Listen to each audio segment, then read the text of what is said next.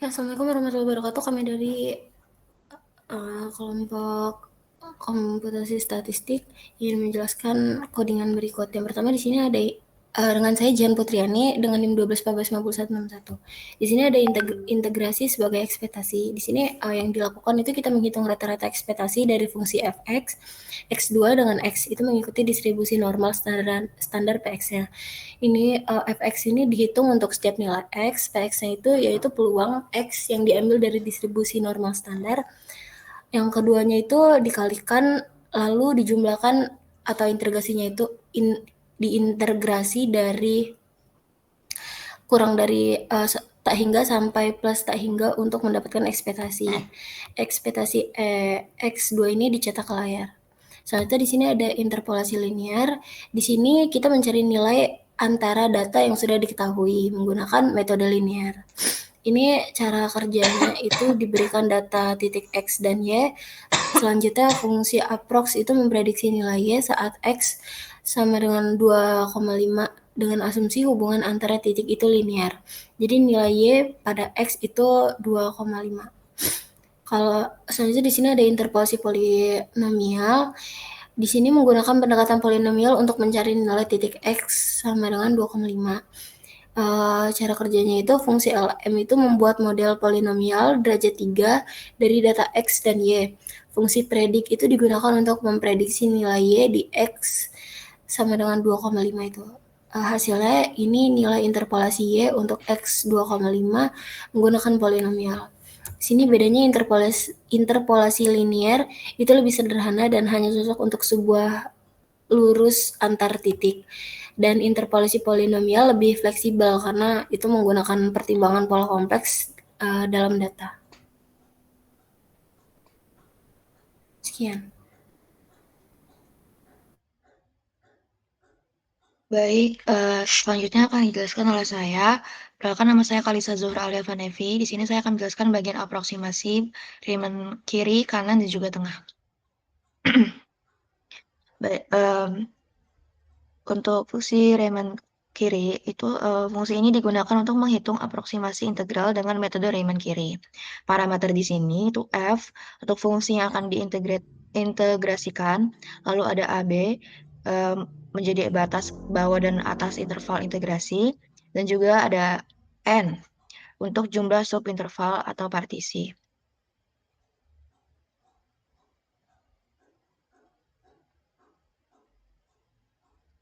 Di D, di bagian D, B, maaf boleh ke atas sebentar.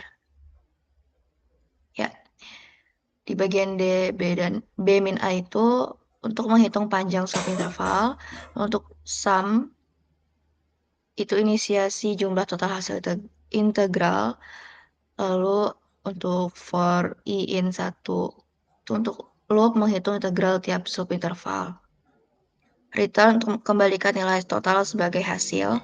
Dan function di sana untuk deklarasi fungsi untuk integral.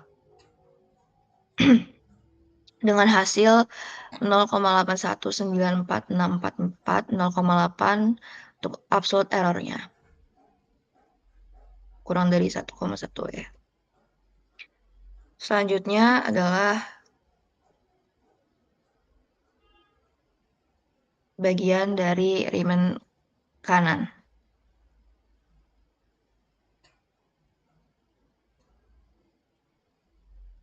Oke. Untuk di bagian Riemann kanan,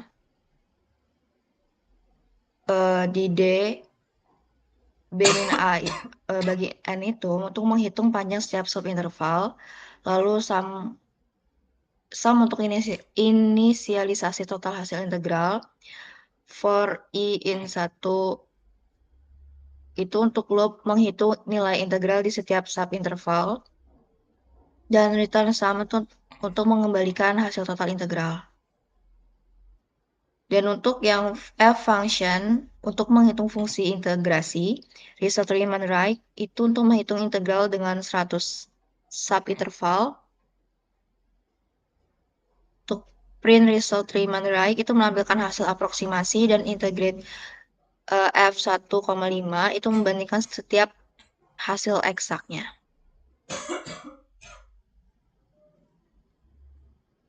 Kesimpulan di sini,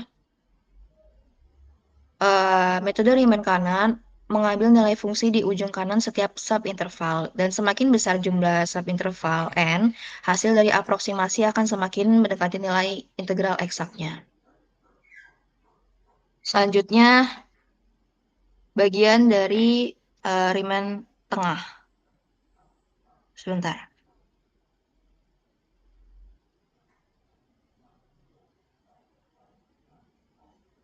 Baik. Di bagian Riemann tengah itu ada input parameter f untuk fungsi yang akan diintegrasikan, a, b itu batas bawah dan atas integral, n jumlah subinterval pembagian area. Yang pertama itu kita menghitung panjang subinterval. Dan panjang setiap subinterval dihitung sebagai dalam kurung b min a per atau dibagi n. Lalu bisa inisialisasikan hasil dengan kode sum. Di situ sum akan menyimpan total hasil integralnya. Selanjutnya itu iterasi untuk menghitung kontribusi setiap subinterval dengan kode for i in 1 bagi n. Sum plus f a plus i min 0,5 dikali d. Ini dalam loop yang merupakan titik tengah setiap subinterval dihitung a plus i min 0,5 dikali d. Untuk nilai fungsi fx pada titik tengah dikalikan panjang interval d lalu dijumlahkan ke sum. Dengan hasil akhir, untuk kembalikan nilai total integral sebagai hasilnya return sum. Lalu kita bisa menerapkan fungsi. Untuk deklarasi fungsi integrasi, kita menggunakan kode f function x kurung kurawal 1 per x kuadrat. Itu fungsi fx-nya sama dengan 1 per x kuadrat yang didefinisikan. Lalu kita bisa memanggil fungsi dengan kode result Riemann mid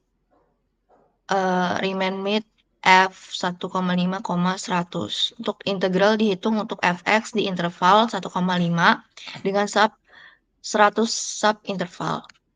Lalu kita bisa cetak hasil dengan kode print result Riemann mid yang menampilkan nilai integral hasil untuk metode Riemann mid. Metode ini menggunakan titik tengah subinterval untuk pendekatan numerik integral. Sekian penjelasan dari saya, kurang lebihnya mohon maaf. Selanjutnya akan dijelaskan oleh rekan saya. Baik, terima kasih. Sekarang kita masuk ke bagian Newton Codes ya, di mana akan membahas trapezoid, Simpson 1/3, Simpson 3/8, dan Boole. Di sini saya Hoirul Mizan Abdullah dengan 510. Oke, kita mulai. Kita menggunakan polinomial untuk menghampiri nilai integral, seperti aturan trapezoidal, dan Simpson. Nah, aproksimasi integral menggunakan Newton Codes diperoleh dari aproksimasi fungsi fx menggunakan polinomial Lagrange. Jadi, di sini kita membuat fungsi trapezoid dengan variabel f, a, dan b. Itu untuk menghitung luas trapezium antara titik A dan B, kita menggunakan rumus b dikurang a dibagi 2 dikali dengan fa ditambah dengan fb. Lalu kita definisikan fungsi untuk integralnya. Kita masukkan fungsi ke dalam variabel f. Jadi fungsi x itu dimasukkan ke variabel f untuk eksponen x. Lalu kita hitung aproksimasi integral menggunakan metode yang di atas tadi, trapezoidal. Kita masukkan hasilnya ke dalam fungsi bernama result trapezoid. Di situ trapezoid f03 sebagai angka parameter yang kita masukkan ya untuk a dan b-nya. Lalu kita print result trapezoidnya sebesar 31,62831.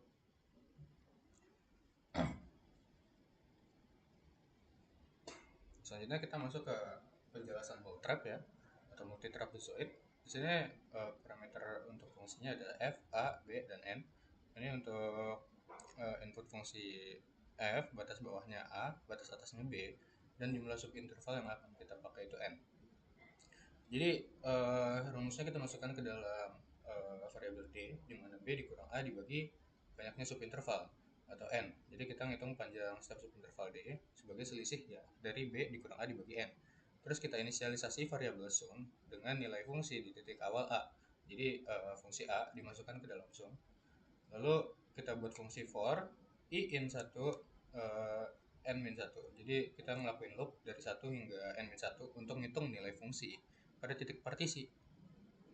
Nah, nanti dalam sum itu kita masukkan sum tambah 2 dikali dengan fungsi A ditambah I dikali D. Jadi kita tambahin 2 kali nilai fungsi f di titik A ditambah dengan I dikali D ke sum. Lalu di bawahnya ada sum, dimasukkan ke dalam sum. Lalu menambahkan nilai fungsi f pada titik akhir B ke sum. Lalu kita return, kita kembalikan hasil akhir aproksimasi integral sebagai D dikali sum dibagi 2. Lalu kita definisikan fungsi yang akan kita integrasikan ke dalam variabel f. Di function x kita definisikan dengan eksponen x. Lalu kita panggil fungsi multrapnya untuk menghitung aproksimasi integral dari fx pada interval yang kita miliki di sini 0 dan 3 ya untuk a dan b-nya dengan subintervalnya sebanyak 1000.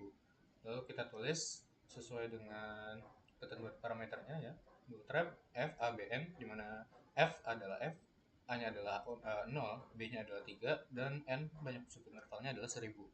Lalu kita hitung integralnya menggunakan fungsi bawaan integrate untuk kita bandingin gitu seberapa akurat.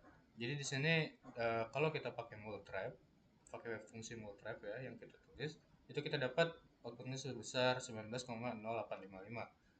Sedangkan untuk integrate menggunakan fungsi bawaan dari R ya, menggunakan fungsi integrate, hasilnya adalah 19,08554. Jadi tidak terlalu jauh, bahkan bisa dibilang cukup akurat multrap dibandingkan dengan integrate fungsi bawaan. Sekian dari saya. Terima kasih.